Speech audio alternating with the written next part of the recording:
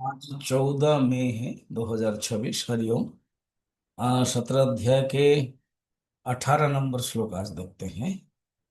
And उसमें राजसिक तपस्या के बारे में बताया जा रहा है। सत्कारमान पूजार्थम तपोदम्भेन चैव यत् क्रियते तदिह प्रोक्तम राजसं चलमध्रुवम्। श्री भगवान वाच भगवान कह रहे हैं, सत्कार मान पूजार्थम दंभेन, अर्थात जो तपस्या करते हैं सत्कार पाने के लिए। सत्कार क्या पता है? तपस्वी, ब्राह्मण, साधु जो स्तुति करते हैं ना, उसका नाम है सत्कार, सेवा। सत्कार मान मने, जैसे कि आप बैठे हो, कोई साधु संत गुरु जो कहा गए खड़े हो जाते हैं, उसको सम्मान देना। प्रत्युत्थान, प्रत्युत प्रत्युत्थान, प्रणाम कर लेना। हाँ, हाथ जोड़ लेना। कोई कुछ बोलते हैं तो जी जी जी जी करना, तो इसको मान, सत्कार मान। पूजार्थम, हाँ, चरण धोना, पूजा करना, भोजन देना, सेवाएं, पूजा पूजा करना, अर्चना करना। तो कुछ लोग ना इसी के लिए करते हैं कि मुझे कोई पूजा करेगा। छोटे छोटे बच्चे जब आते हैं ना, पहले कोई 5 6 7 छोटे छोटे बच्चे, अब क्या बनोगे ना, पिताजी है बिजनेसमैन है तो बिजनेसमैन बनूंगा, डॉक्टर है तो डॉक्टर बनूंगा। दादाजी को, चाचा जी को देखा। अब एक स्वामी जी 7 दिन उसके घर में रहे, देखा कि सब लोग प्रणाम कर रहे हैं, खाना पीना दे रहे हैं। स्वामी जी को इम्पोर्टेंस है आज, मुझे कोई पूछ नहीं रहा है। नहीं तो पहले गुल्लू आ जाओ खा, कोई पूछ नहीं रहा है, गुल्लू अपने आप आ रहा है। तो उसको पूछा गया तुम क्या बनोगे ना, मैं स्वामी जी बनूंगा। क्यों?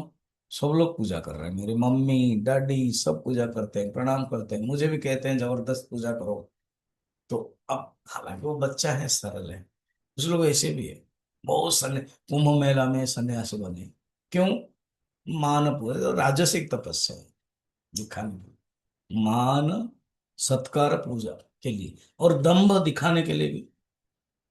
देखो कितने बड़े मैं सन्यासी हूँ, कितने बड़े तपस्वी हूँ, दंभ है। इसलिए लोग कहते हैं सत्कार और मान पूजा चाहे करे तप जो, भरकर जो पाखंड में, नश्वर अनिश्चित ही फल जिसका है, तप ऐसा समझो ये राज ऐसा।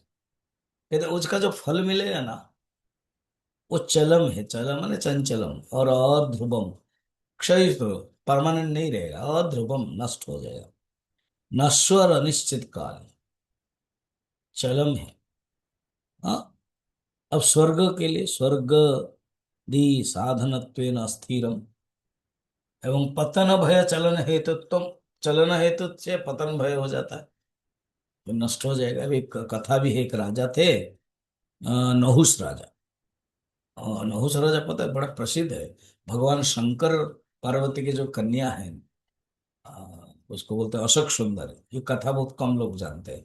शिव पार्वती सब जानते हैं, ऐसे कन्या भी थी। अब माने कार्तिकेय गणेश के बारे में सब जानते हैं, 2 बेटे, और उनकी कन्या थी अशोक सुंदर। उसके साथ नहुस राजा के साथ विवाह हुआ। तो नहुस राजा बड़े प्रसिद्ध थे, तो विवाह हुआ। बहुत तपस्या किया, यज्ञ किया, तो स्वर्ग मिला। तो स्वर्ग गए। उस समय इंद्र को कुछ अभिशाप मिला था, स्वर्ग खाली था। तो इन्होंने तपस्या की करने गए, तो देखा कि इंद्राणी है, वो सुंदर अप्सरा लोग है। तो इंद्राणी को अम, कहा कि आप मेरे साथ बैठो, मैं इंद्र हूं तो आप इंद्राणी हो। और उनको भोग करने के लिए चाहा। इंद्र इंद्राणी ने मन में सोचा ये तो गलत बात है। आप मेरे पतिदेव गलत के कारण पोस्ट चला गया, आप पोस्ट में हो, मगर मैं आपके स्वामी पे मैं आपको भोग दूंगा ये तो नहीं है। तो उन्होंने क्या किया कि हाँ, अ, आप एक काम करें, जब सप्तर्षियों के द्वारा बाहित माने बहन करते हुए आप पालकी में आएंगे तो मैं आपको ग्रहण करूंगी। उसने ऑर्डर दे दिया। राजा है ना इंद्र, देवता के सप्तर्षियों को। तो दुर्वासा थोड़ा धीरे धीरे चल रहे थे उसमें सब, दुर्वासा तो उसने सर को माने सर्प, सर्प माने जो सरकता है, सर्प का क्या, इसे धीरे धीरे चलते हो, सर्प सर्प। तब दुर्वासा का गुस्सा आया, कहा कि हमको सर्प बोल रहे हो, तुम ही सर्प बन जाओ। बस इंद्राणी चाहती भी थे किसी ना कुछ घटना होगी, ये गलत करेंगे और शाप देंगे। ये क्या है, राजसी यज्ञ से मिला था ना फल। इंद्रपद जो है वो राजसिक यज्ञ से ही मिलता है, सात्विक यज्ञ से तो कोई इच्छा भी नहीं है। सर्वंग की कथा है, सत्यक्षण की अनेक कथा है सर। सबरी के भगवान का दर्शन कर लिया, सात्विक यज्ञ हो गया बस, और कुछ नहीं चाहिए। तो इस प्रकार के है सात्विक, राजसिक यज्ञ जिसमें भय आदि होता है। बस आज इतना ही देखते हैं, फिर कल देखेंगे। फिर तामसिक यज्ञ बचा है, उसको बताओ।